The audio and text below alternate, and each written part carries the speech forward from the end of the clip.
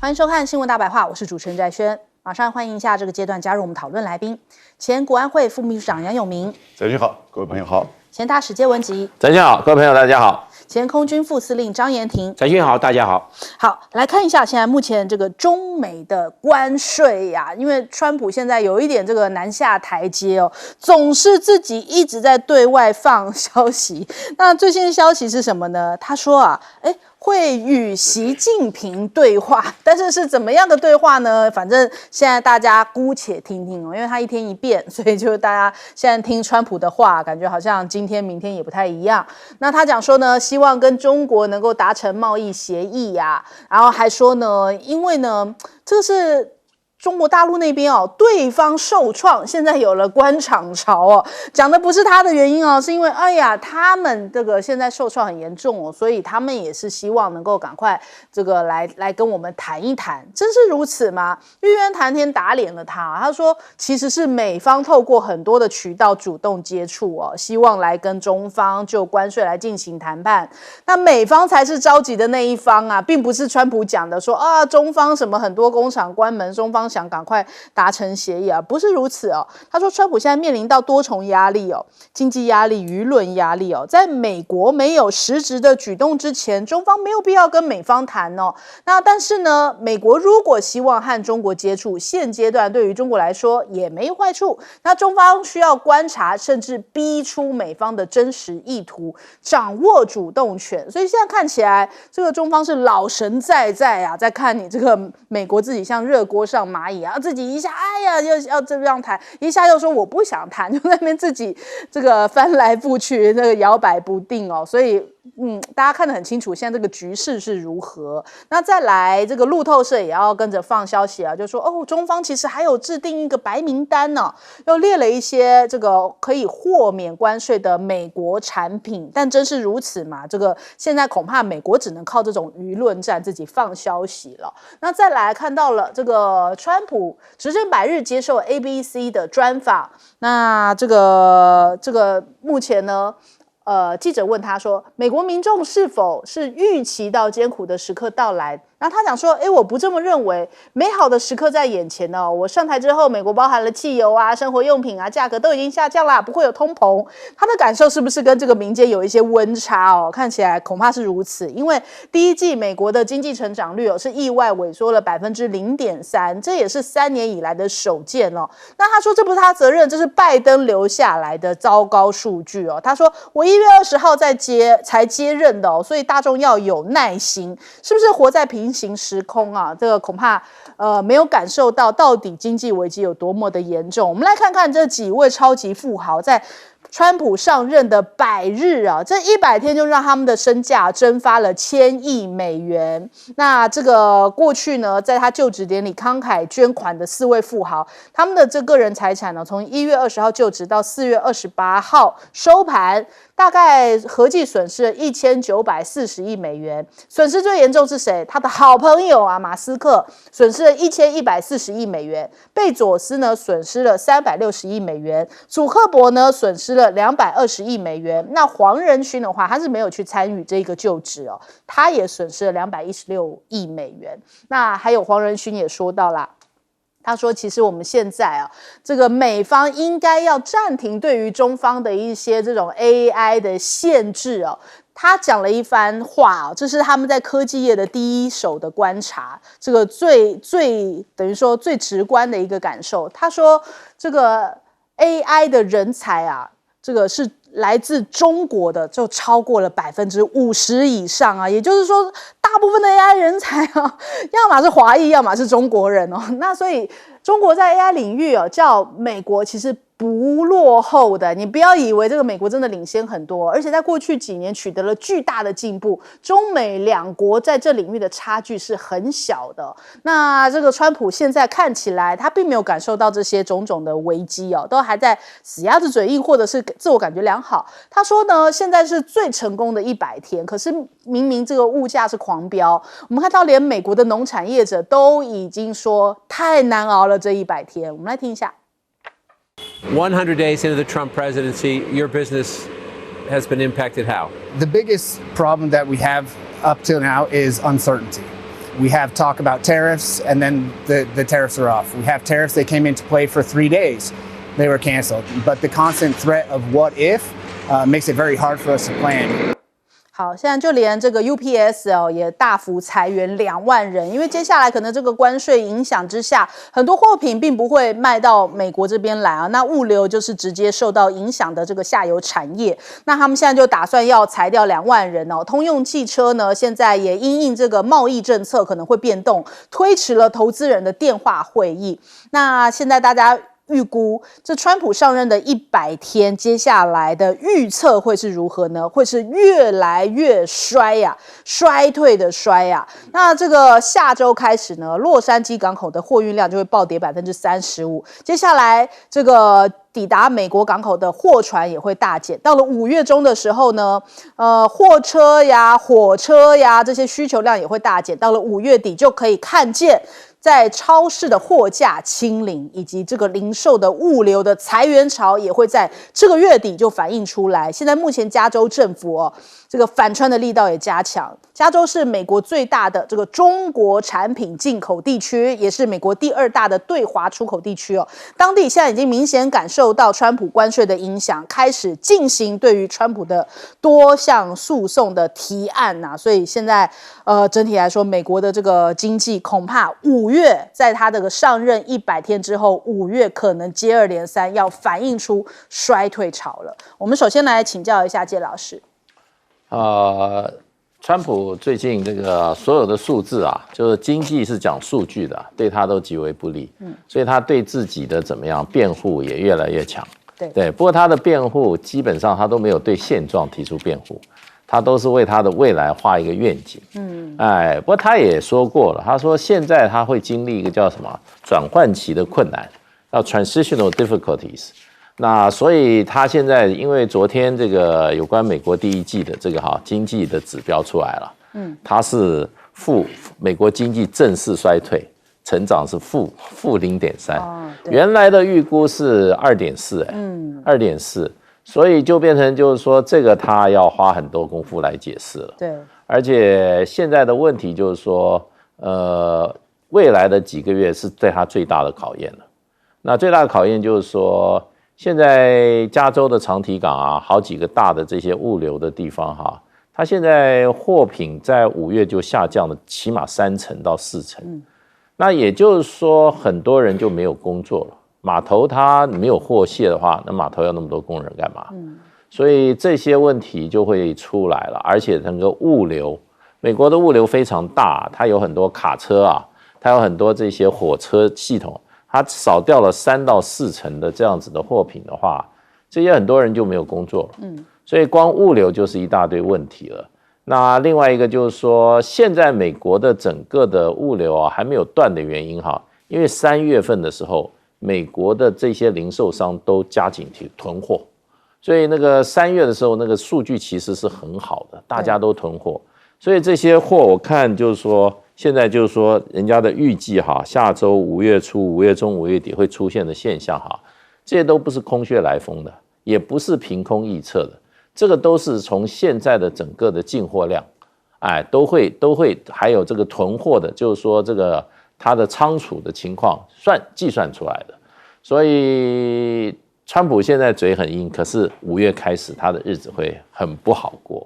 那整个的这个民众会怨声载道。那现在不是我们在这边提这个问题，我今天早上在看这个 CNN 的这个报告，每个都在谈这个问题，就是说很多人受访，就是说缺货的问题然后因为这个货品短缺以后，很多人会面临失业。是，像 UPS 它就是物流的重镇嘛，那没有货了，它干嘛要所以这些问题就是说已经迫在眉睫了。有人说会到7月，可是看起来5月开始在市场上都会有一些这种缺货，然后缺货以后产生的这些怎么讲呢？通货膨胀的问题。那川普昨天又公布他的这个内阁的这个会议还是一片歌功颂德。它里面的这些尤其他的这个怎么讲呢？他的商业部长川普就说：“你报告一下你前2天去这个这个Arizona 去看那个台积电的厂的建设的情况如何？哇，他把它吹得好得不得了，然后说那是1650亿美金，美国历史上从来都没有这么大的。我在想，我在心里想，那都是台湾人的血汗钱了。对，1650亿就过到美国去了。他从来没有看到那么大计划，而且他这个商务部长还讲什么？他说啊，川普的时候他们投资拜登的时候他们投资650亿啊，那么那时候拜登还给他们10%的补助，那我们到了川普的时候呢，我们1毛钱的补助都没有，对，因为为什么？因为他怕我们的关税制裁，他是因为我们的关税制裁他才来的啊，而且他还加码。现在他说从来没有看到这么大的工厂，他说工地的话，他说有这个工地整个要1万多人在里面，将来的雇佣数目有多少？我听了我也觉得哇，这工厂本来是应该建在我们台湾的，现在跑到美国去了，你说这是台湾的力量被分散呢？还是怎么样？台湾的力量的扩散，就看你怎么解释了啦。不过我觉得就是说，川普的政府的问题1个月就造成短100天造成美国经济衰退。那么未来的100天它可能到第2季的这个经济指标出来的时候，可能就衰退，可能不是0.3哦，可能就是1.3都很难说了。好，来请教杨老师。我补充刚才谢大叔说的，台积电投到美国的1650亿变成美积电，我们的观点以及我接触许多科技业，包含新竹科学园区这个 IC 设计设备的这些企业界的老板，他们认为这是一个台湾的技术的外流、资金的外流、人才的外流。那经济部长郭志辉自己都承认了，等这个厂盖好的时候，我们的供应链就外流了。你不要等厂盖好，现在整个供应链就已经，新竹科学园区就要搬过去了。对。但是呢，刚才介大师所讲的，结果呢，我们搬过去1650亿，结果他给我们回敬32%的对等关税。对。到现在呢，民进党还没有策略，我不知道他怎么去面对，怎么去谈。现在其实我们每次都在讲这几个大佬，包含马斯特这个贝佐斯黄仁勋，他们损失多少？这个100天呢损失多少？对不起，你搞错重点，是他们的企业损失多少？那这么大的企业都损失这么大，那其他的企业呢？我们台湾的企业在这100天股市的这种上上下下损失多少？你个人散户损失多少？你企业可能就因此要调整你的这个财策，以及你的供应链、你的成本的结构，甚至你已经规划好的投资，你通通都喊停。它造成了全世界这样子的这种动荡损失，他居然还说我们一切都很好。其实关税痛苦也就是8周之内。大概从4月2号你这个对等关税之后8周，所以美国大概就在5月中旬到5月下旬，你就看到这些整个架上可能只剩下关键的这些物品，因为那个沃尔玛它已经在上个礼拜它停止进货中国大陆供应商进货将近1个月，在上个礼拜重新恢复，然后说他自己愿意付这个关税，然后呢，但是只有关键的这些产业，所以沃尔玛到了5月中下旬的时候，你就看到它那个上面的架上就没有什么东西，然后呢，价钱一定变贵，关税一定会把价格转给消费者，这是很正常的。那我觉得中美之间现在在谈判策略上，我觉得各有8个字，美国叫极限施压、屈服逼谈，中国叫做不跪不退、弹性调整。所以美国这种极限施压那只有在那边自己在碰风，然后呢喊话，但是等他这个关税痛苦8个礼拜的周期开始出现的时候呢，他就没有办法再遮掩，他就没有办法再拿这个台积电1650亿来去那边自我炫耀了。是，来请教将军。我认为这个川普他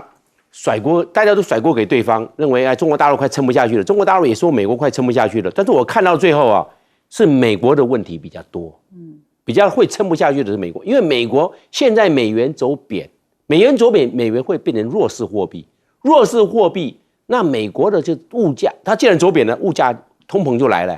通膨就来，美元又走贬，那会产生经济萧条，所以它现在经济成长有问题，是这个目前这个状况，所以川普打关税战，未蒙其利，先受其害，它的经济成长就走缓了。是这个状况，那中国大陆也会受到相对程度的影响，但这必定中国大陆对全世界是开放的，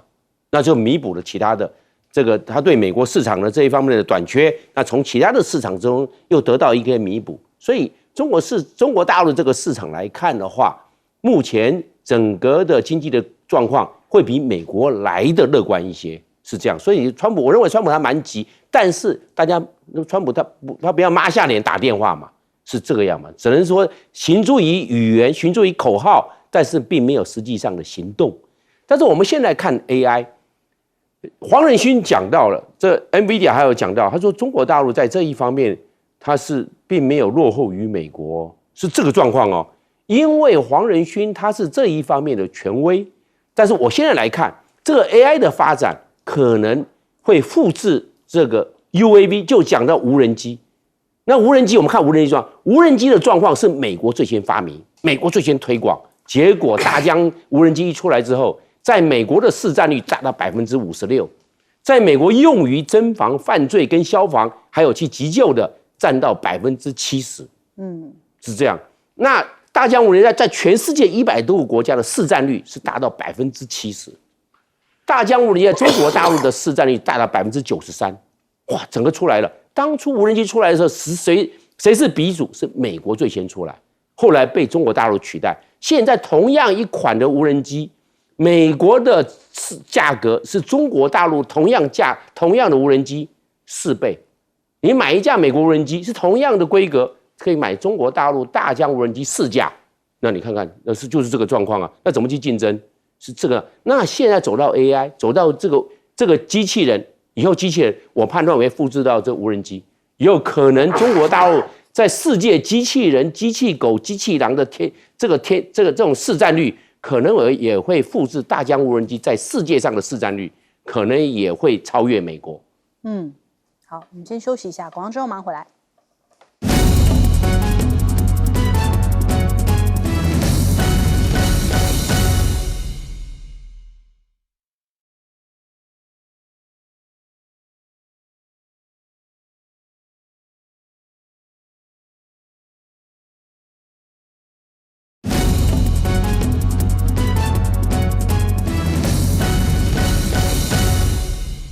好，现在很多国家对于美国一讲到就是一肚子怨气啊。那现在这个加拿大的总理卡尼呢，这个好像对于川普的态度也是十分的强硬哦。那他现在目前这个赢得了大选嘛，川普就恭喜卡尼，还说卡尼有跟他通了电话哦。那他说我们达成这个，他说让我们达成协议吧。他说卡尼也很友善哦，很快会来白宫，大概在1周或是更短的时间之内，有可能就是近期就要来访美了。这代表说这个美加关系的回暖吗？但未必是如此哦，因为其实卡尼的态度摆在这边。他说呢，跟川普的谈判必须要按照我们的条件来。他接受 BBC 这个全球的独家专访，他说主权受尊重时会访问华盛顿哦，所以他这个先把他的这个界限画在这边，而且说加拿大会按照自己的条件，而非按照川普的条件来进行贸易谈判。那所以看起来这个加拿大人现在对于美国讲到哦就咬牙切齿，特别是对于川普啊，那就连 ABC 的主持人都特别用这个问题来问川普说，你有感受到你的言论激怒到了加拿大人了吗？我们来听一下。And Canadians, many of them, are really angry, furious about your talk about we're going to take over Canada, it's going to become the 51st state. And it kind of is of a piece. A lot of travel is down into the United States from around the world.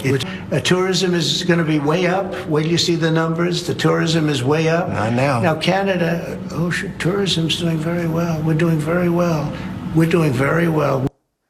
从他的话语当中就可以听得出来，他真的可能没有接收到这个最真实的讯息哦。所以你看，连这个 ABC 主持人都说 no， 就并没有这样子让这个旅游业大幅成长的状况。加拿大人现在不去美国了，有36%是取消了行程哦。原本赴美计划的一些人呢，他们就受访时表达，我接下来是不会去美国了，1年之内可能都不会再去美国，甚至有60%的人认为美国政府在政策、贸易手段或政治言论呢，都是让他们这个取消的一个主要原因哦。就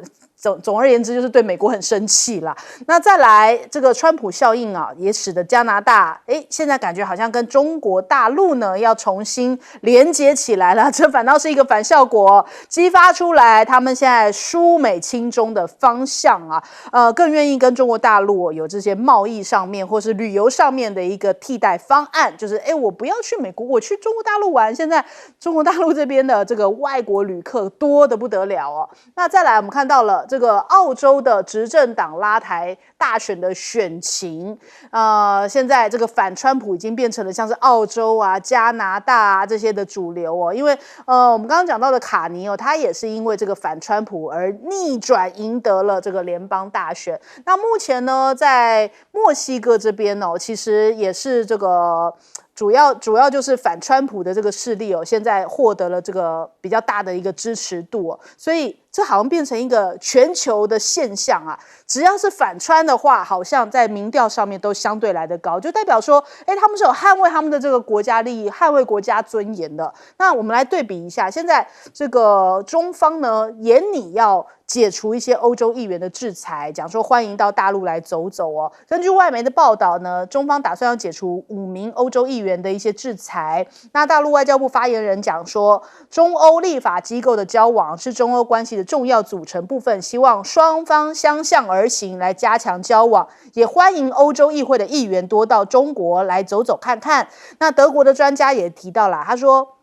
这个他们的一些专家认为，现在大批为美国市场生产的中国商品因为关税阻挡会涌向世界其他市场。那对于德国、欧洲出口商带来额外的竞争压力，这些担心这个其实是没有根据的那所以他们说不用把它变成另外一种好像中国威胁论，并不会有这样的状况发生。那欧洲现在抵制不光是不去美国玩连这个美国的产品也被抵制，比方说像是丹麦这边可口可乐的销量就骤降他们就说用抵制美国货来反映他们对于美国的愤怒那他们自己的品牌的可乐呢，销量攀升了13倍。那欧洲消费者准备好不买美国货了，他说不管你现在是加5%、加10%还是加20%，那个愤怒都已经让他们准备好要抛弃美国货，寻找替代商品。那就连克鲁曼呢，他也是讲他就说川普是一个蹩脚的教父，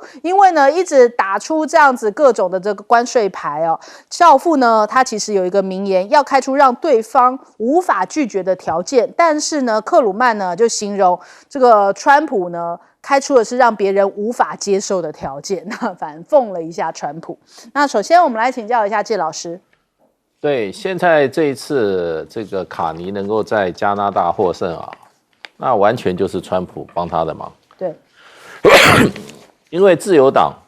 在这个杜道下台，把这个自由党的这个党魁的职务让给卡尼的时候，那时候自由党的民望在整个的这个他的声望是低于工党，也就是他的这个当时的最大在野党差20%的保守党差了20%的支持度那么卡尼上来以后，也就是美国加强对这个加拿大打压的时候，卡尼用这个时候呢，他一段在这个跟加拿大选民表示说他的背景最适合跟美国打一场贸易战，因为他是经济专家。那另外一方面，他对美国就是强硬的怎么回应，那也正好得到加拿大民众的支持。对，所以呢，他在短短的这个几个月里面他就可以把自由党的声势从这个落后拉到最后赢，而且这次赢回来他比上一次的席次还多。所以呢，这个就是说，真的说卡尼要感谢的话，就要感谢川普了。没有川普的话，他今天不会这么快在这个4月多的这个选举里面啊，他就可以怎么讲？他就等于说啊，他本身也获得了一个议员席位，他所领导的自由党也怎么样？也继续怎么样保有了他们的政权？虽然不是这个多数要跟小党合作啊，可是呢，这个对自由党来讲是一个真的是他们原先没有想到的。那我想卡尼一定会很小心跟这个川普接触啦，因为事实上是没有这个必要。因为川普每次见人家以后川普的嘴巴很坏，他会叫人家什么？他会叫人家卡尼州长，因为杜鲁道那时候每次跟他见完以后川普就是说杜鲁道州长，然后这对他是极大的羞辱。所以我觉得川普他以为这件事人家不会在乎，会很在乎。因为跟他见面以后会被他羞辱的话，很多人就怎么视为畏途。而且卡尼现在在美国对这个加拿大的各种的这种经济制裁还没有解除之前我想他还是会对美国非常强硬的。而你看出来，不止现在是卡尼对美国强硬，现在世界各国的领袖对美国慢慢都越来越强硬。而且呢，川普一直在这个宣传的说，我的贸易谈判谈得很顺利，马上就要谈几个，请问签了吗？签了吗？一个都没有签啊！他现在连一个都不敢宣布，他只说我列了18个对象这中间包括中国大陆。那么现在最配合的是谁？是什么？是亚洲国家。那是哪几个？就是印度、日本、南韩嘛。刚刚讲到说。美国有没有跟我们谈？我跟你讲，我们搞不好连那个18个都没有列进去了。人家根本不要谈，因为说实话，你已经对美国做出所有美国贸易伙伴最大的让步了。你已经给了美国1650亿，而川普后来讲是2000亿耶，有没有暗盘不知道后来我记得他还讲过一次，台湾出了2500亿，我不晓得他这个怎么算的。不过这个数字是一个天文数字我们这个政府怎么会毫无作为的，就让我们最重要的产业跑到美国去怎么样？刚刚这个提到的就是说，我们不但是资金外移、技术外移，将来人才也外移台湾都移光了，我们还有什么呢？所以现在川普连跟我们谈的兴趣都没有，反正到时候给我们个命令，暗示一下，我们什么都给了。所以呢，我觉得川普到目前为止他讹诈全世界国家地区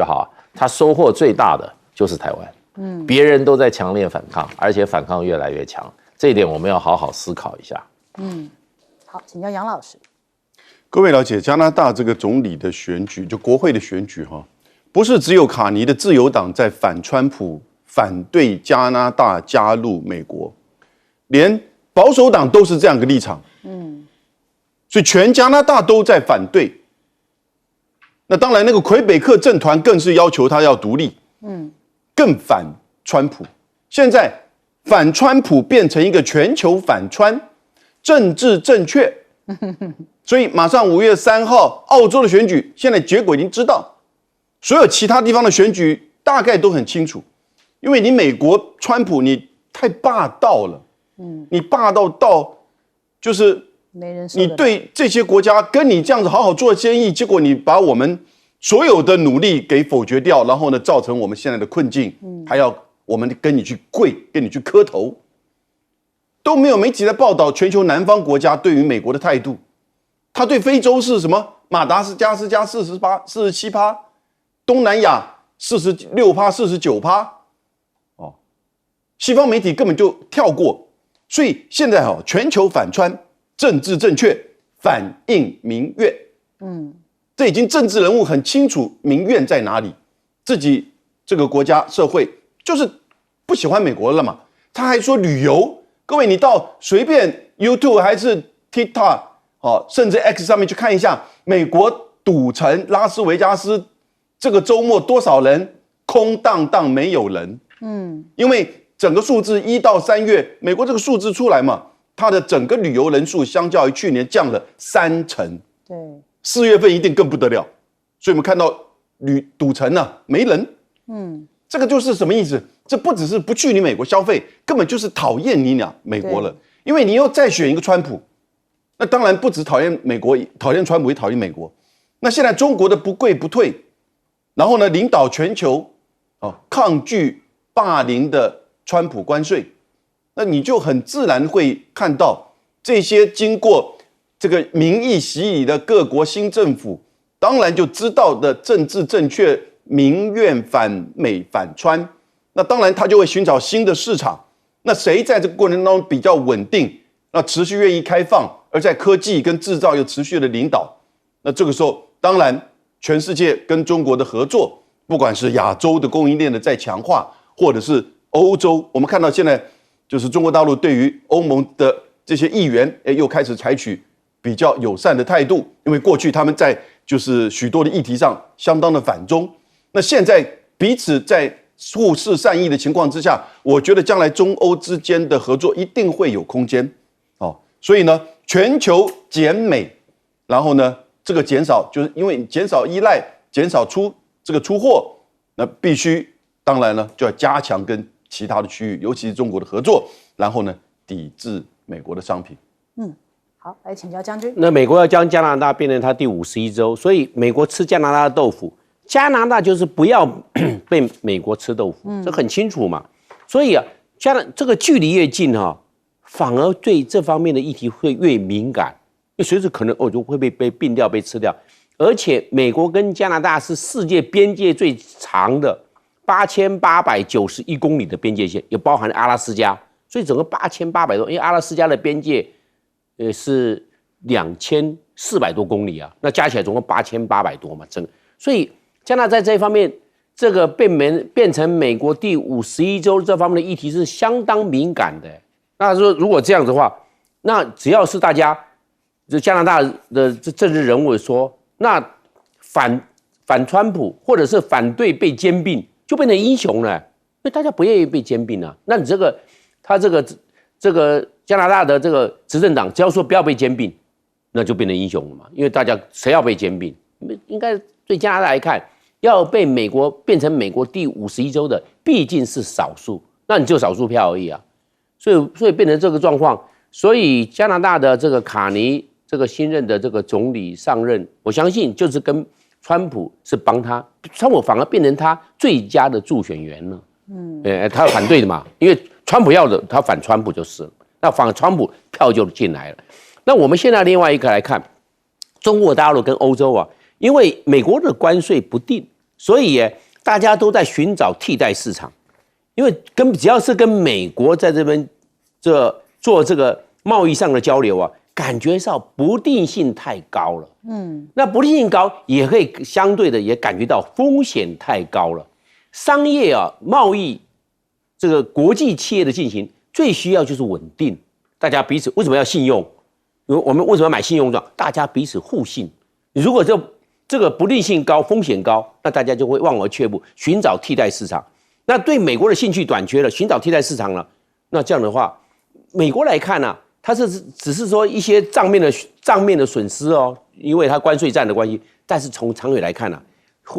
这个其他的国家会对美国失去信心。一旦对美国失去信心，欧洲对美国失去信心，南方市场对美国失去信心，非洲对美国失去信心，那这样子的话，大家会跟美国保持距离这反而是美国最大的损失这不是经济面，不是贸易面可能扯到的是地缘政治所以川普如果一得一失来看的话，他损失的不光是经济，可能他这些盟友还有地缘政治、地缘战略这一方面都受到影响，会对美国的国力会受到一些某些负面的打击。好，我们先休息一下，广告之后马上回来。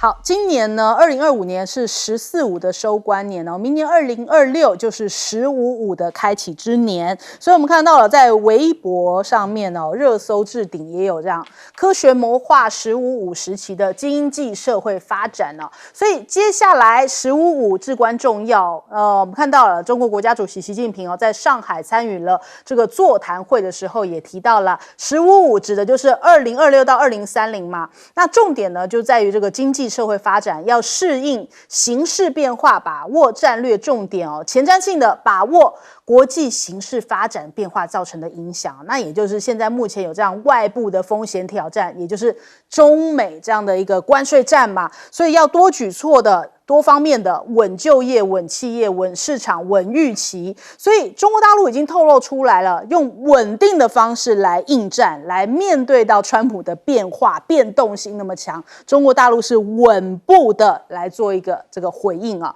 那再来提到了，就是新质生产力也是接下来15的一大重点哦。那习近平有强调，必须要因地制宜发展新质生产力哦，摆在更加突出的战略位置，以科技创新为引领，以实体经济为根基哦，来积极发展新兴产业布局，而且是超前布局未来产业，瞄准世界科技的前沿，加强基础研究哦。所以就是做实事啊，用这个扎实的实力跟基础来应对现在目前美方可能种种的一些这个卡脖子啊、制裁啊、限制啊，来这样子。抓紧攻关。那再来，今天开始是这个5一长假嘛，所以我看到了这个中国大陆哦，这个假期开始已经涌现了人类最大迁徙潮啊。其实不光是这个大陆本身民众的这些迁徙哦，很多的外国旅客也在这个时间点跑到了这个中国大陆来游玩哦。那根据他们的这个交通运输部统计呢。目前这个预估出来大概是14.2亿人次哦，同比增长了4.5%。那假期免费通行高速公路的日均车辆多达了6200万台啊，包含了 AI 啊、租车 App 的这个数量都是暴增，欧美游客都涌入到了这个北上广深哦。那这个5一假期其实从4月22号就开始升温哦，今天是直接攻顶，出游的人群比起去年提升了8%。那有很多这个国际旅游这些业务的订单量同比增加超过了50%，像日韩啊、东南亚这些短线出境的旅游超过了60%，欧洲的这些来旅游的人也增加了27%哦，这个我太有感了，因为我才从大陆回来，现在订票都非常的困难，机票也非常的贵哦，而且我这2天在外滩这边，真的在万国建筑群的前方，你看到了万国的人哦，就是你总是旁边经过的人，一下子讲韩文，一下讲日文，一下子讲英文，还有欧洲人，甚至东南亚人，就是你感觉好像是个联合国一般，在外滩这边人潮非常非常的多，真的不是夸张，而且这个机票非常难订。那你看到了，这个其实他们自己本身也是凌晨就出门，但是发现大家通通都是聪明人，所以高速公路人就是塞了满的这种状况啊。还有些游客去泰山看日出，结果人挤人，凌晨3点钟大家在那边等日出，席地而坐，席地而睡，就是呢想要看到这样子这个5一假期，看看泰山的这一些景色。那再来还有大家最近关注到的神舟19号回家啦。3名航天员包含了蔡旭哲、宋令东还有王浩泽，全部都安全顺利的出舱，健康状况也非常的良好。所以这个神舟19号的这个航天员他们的太空之旅也算是圆满的落幕。那现在回到了北京啊，要接受一些隔离恢复。那我们看看这个，其实这一位呢，也是中国大陆首位的女性太空员，就是王浩泽。她说啊，回家的感觉真好。我们也来听听看她的说法。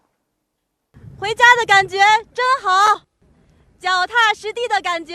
真好，在天上飞行的这180多天，既是一场磨砺，也是一场修行。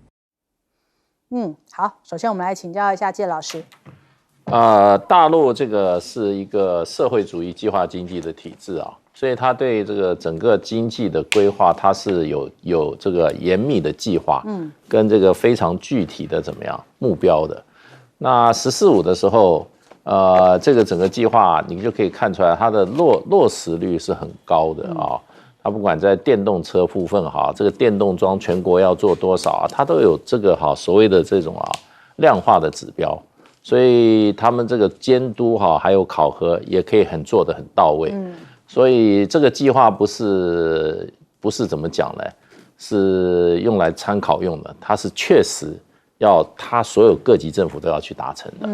那所以就变成就是说，他们这个计划就是照这个我们在学管理学来讲，这叫什么？叫目标设定。那他目标设的都很具体，而且这个目标设定的时候啊，有的不是那种这种好抽象的说法，他一定要怎么啊，能够怎么样量化的目标。然后呢，这个目标达成与否呢，是可以衡量的。对，所以我看过他们14五目标，那我觉得他这个都达到这几个所谓的目标设定的一个基本的一个科学上的要求了。那中国大陆，我觉得现在这一次习近平已经在开始提15.5，因为14.5今年是收官，那么15.5就是2026到2030。那这个对中国大陆来讲是要他的目标是在2035年。就是说要成为社会主义现代化强国，这个总目标它是一个很重要的关键5年。那这个5年里面，我看它最主要讲的还是怎么样，就是要加强科技的含量的一种生产力。所以新质生产力，也就是说你这种生产力要有很强的科技含量在里面，然后呢，你的竞争力要提升。所以事实上大陆不断在每一次的这个不同的这个经济的阶段的计划里面，它都很强调产业要升级。因为过去14.5就是从前5年到今年底结束的这个，它比如它这个所谓的绿能转化、电动汽车这些新的这些产业，你可以看去在过去5年都非常非常的蓬勃发展，而且成绩交的也很大。那么未来的这个新质生产力里面，我想中国大陆可能讲的重点就是全世界都很清楚，就是 AI， 也就是人工智能。人工智能也就是怎么讲呢？就是不管你在这个硬体上面你比如说你的人工智能的晶片，然后另外呢，软体部分就是你的大模型，像这个 DeepSeek 的话。我想这是中国大陆可能未来非常的重点，而现在的基础已经相当好了。如果它再加上整个举国体制的动员之下那我想到2030的时候中国大陆的整个经济可能会变成独步全球的经济。好，来请教杨老师。我过去10年呢，是我们台湾工商协进会、33会、工商联的这个会务顾问。那我偶尔会有机会跟他们出国一起去访问日本、大陆、香港、东南亚。那当然我都是自费，而且我是无给职。可是我到大陆的时候，我就感受很深刻，因为你到每一个城市去不举例而言，苏州或者是昆山，不管大的城市、小的城市，他会因为这是一个台湾的访问团的工商访问团，所以呢，他会去安排看就是他们的城市规划的这个设计。这都是特别的这个场合，然后呢，告诉你他做的非常的这个细致，有的时候甚至会有模型。刚开始我会觉得哇，这种好像是有点官样文章，但是看了1、2次都发觉到，他非常细节的谈到他们对于比如说高新区、工业发展、城市规划，然后呢绿化的准备等等之类，而且用 KPI 的方式来呈现他们目前达到的目标。疫情前、疫情后。我发觉到他们所规划出来的内容都做到，大部分都做到，而且很具体的在往前走。这个当然也配合整个13.5、14.5，接下来26年要推的15.5的这整个国家的计划。我马上当时就到现在一直都有这种感慨。日本在70年代、80年代的发展，是因为日本的官僚跟这个整个国家的体制，尤其当时的通产省，在制定就是说。整个要提升工业发展国际贸易的政策。我们亚洲4小龙，台湾、韩国也是一样，在80年代到70年代到80年代的时候，10大建设记不记得？半导体产业记不记得？新兴豆浆店，也就是这样子出来的半导体跟科技产业的发展。但是后来，不管是日本还是亚洲4小龙，国家跟政府的引导的力量消失了。然后呢，政商的勾结、民粹政治的泛滥，我们不知道国家发展的下一个目标是什么了。我们年轻人也不知道在产业的选择上，在就业的选择上怎么样去做了。但你现在看到中国大陆这是一个很清楚的。现在美国跟欧洲国家倒过来想要学，但他们的体制是有他们的困境，而且他们事实上已经相当的民粹化，而且相当的受到主要的大企业的牵制影响。你没有办法去看到整体的国家，我们的中产阶级，我们的基层百姓要怎么提升教育、环境、都市、科技。这个你看到在中国大陆一次又一次的领导全球，让我们看得非常感慨。好，来请教将军。这一次中国大陆的这个神舟19号回到这个东风着陆场着陆，他这一次因为在太空中总共停留了6个月，182天。他这一次创的纪录，就是说他是个出舱活动9个小时6分钟，变成最久的，因为大家都不会拖那么久。你要出舱活动啊，要穿那个太空衣出去，而且有时候要系牢啊，或者是也会有太空垃圾打到啊，那都不得了的事情，因为太空垃圾的速度是非常快。那他这一次的整个的活动应该来讲是算